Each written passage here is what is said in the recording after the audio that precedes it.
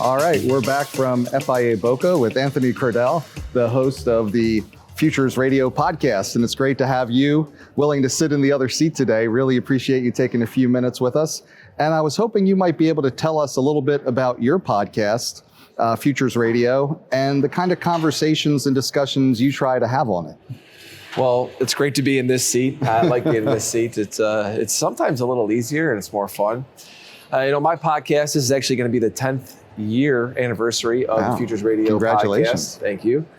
And the conversations really have transformed over the years. I've done a lot of conversations here at FIA. I used to record pretty much right where we are right now, which is pretty cool. Great to see you guys here as well doing that. And, it's really evolved. A lot of it was covering the financial industry, the futures industry, because when I first started doing the Futures Radio Show podcast, really nobody was doing podcasting.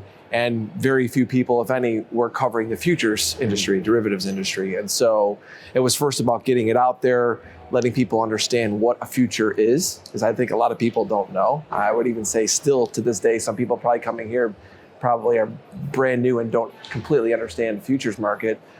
To now where I've definitely shifted gears and gone more towards helping the retail trader, because we've had this massive influx. And so a lot of my conversations now are geared towards getting them on the right path.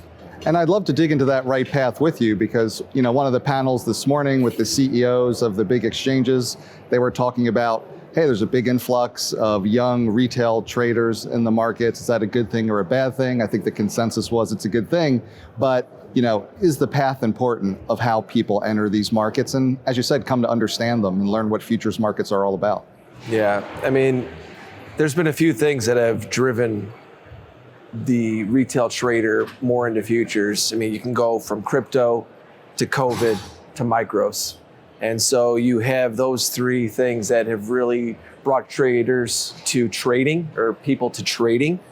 And then eventually they find their way to futures, because as an active day trader, I think it makes more sense for a lot of these traders to be in futures, specifically micros or options markets. And so I think that it's great. I do believe that it is great, but I do believe that the path is important. And the reason why the path is so important is because I look back in my history of markets. I started on the trading floor. I was a runner, then I was a clerk, and then I had to go through membership to become a member of the exchange, and then I had to wait to get a seat. And so there was a time period, a holding period, where I had to learn about markets. I had to watch movements in markets. I had to decide what market I wanted to trade. And so I had to have a specific seat for specific markets.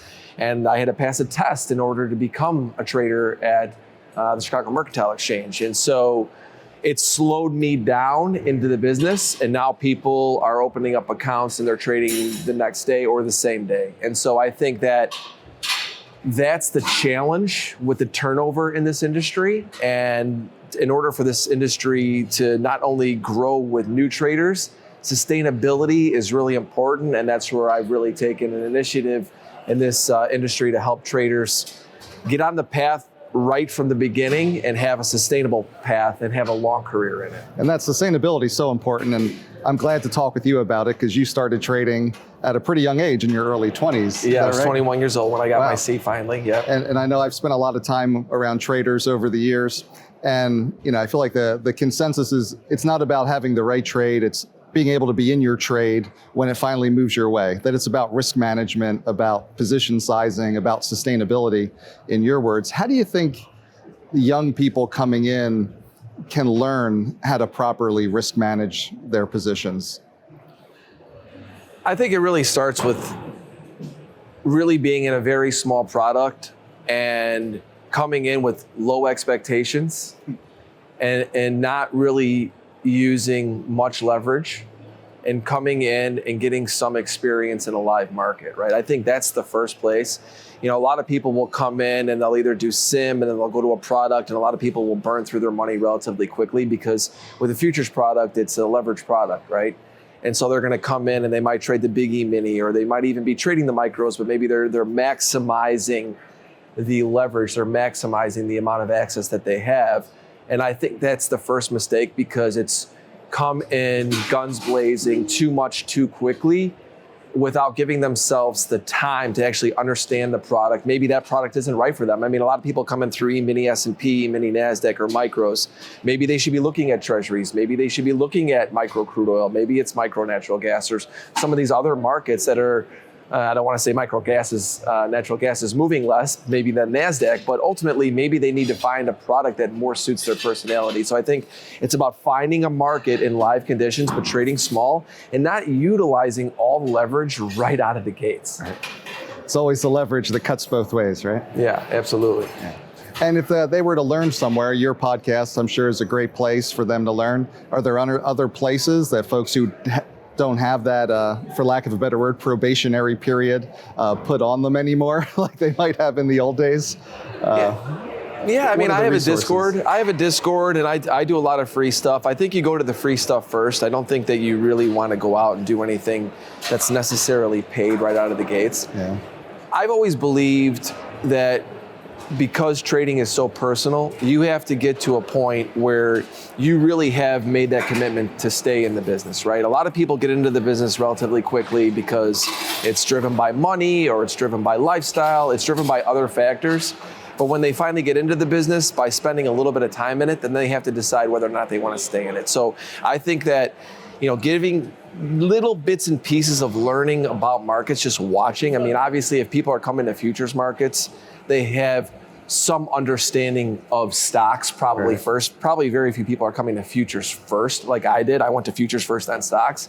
I don't know that that's necessarily probably too common these days. I hope that changes, but I think most people are still probably coming from trading, whether it's SPX or other different products, then they're coming to E-mini S&P and stuff like that. But I think ultimately the resources they should start free. They should go to like CME Group's website. They should go to like my Discord. Not that I'm just plugging mine, but mine's free. And I've been out there, I've been doing this a while, and just going to other free resources. I even think like X, I think is a good resource. You got to read between the lines. If you're going to be pulled in one direction, that's kind of your choice. If you're going to follow the Lambos and the other things, that's kind of a personal preference. But ultimately, if you want to stay in business, if you want to build a career in this business, then you've got to learn and watch. And I think that you've got to figure that out on your own. I mean, let's put the accountability on the trader, right? I mean, if you want to be driven by these other things, you're going to be probably taking down some poor paths. But if you really want to learn and you want to make money over time, learn, watch, get involved in some live markets, but don't burn yourself out. Stretch that period of time.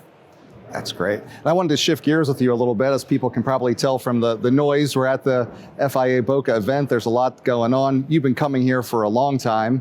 And I'm curious, how is this year comparing to other years? Is like some different conversations? You're seeing some changes in the industry that have kind of like stuck with you, popped out?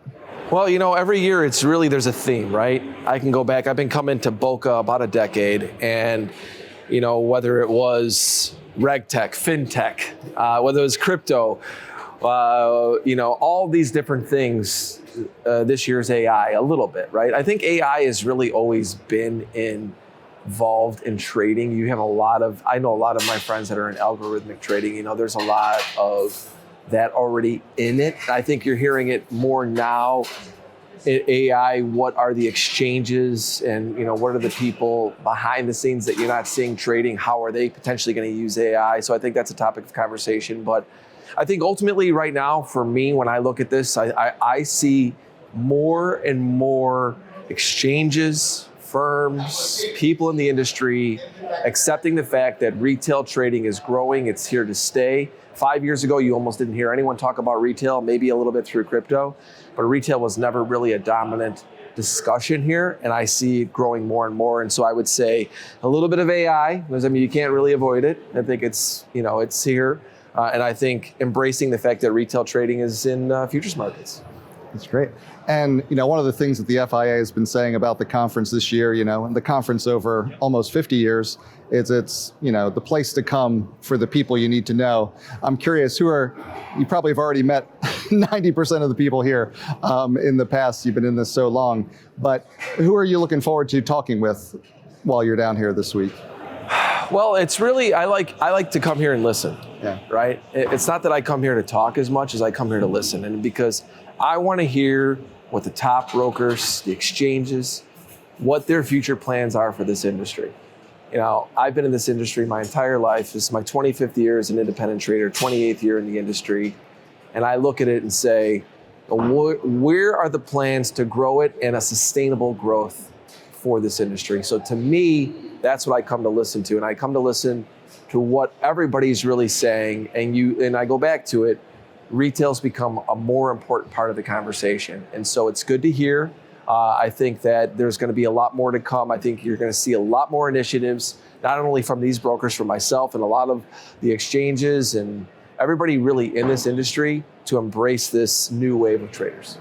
And in embracing the new wave of traders, you know, as you look forward, what do you see are the major challenges for the industry? We've talked about some of the challenges for the new traders. What are the challenges for the industry? And what do you think we need to be doing as an industry to help embrace and integrate this new group of participants into the markets? Well, when you say education, I think there's a broad spectrum of it, right? It's educating people on the products. Let's face it, a futures market is going to be different than what they're used to, whether trading a SPY or a QQQ or an SPX. We have expirations, you know, some monthly, some quarterly. You know, our options markets turn into futures. You know, you have physical delivery, you have financial delivery, you have different aspects of our market that are different than the markets they're coming from, right? You have account openings that are going through CFTC, which is a little bit different. So when you come into paper in the future industry, paper is opening up an account.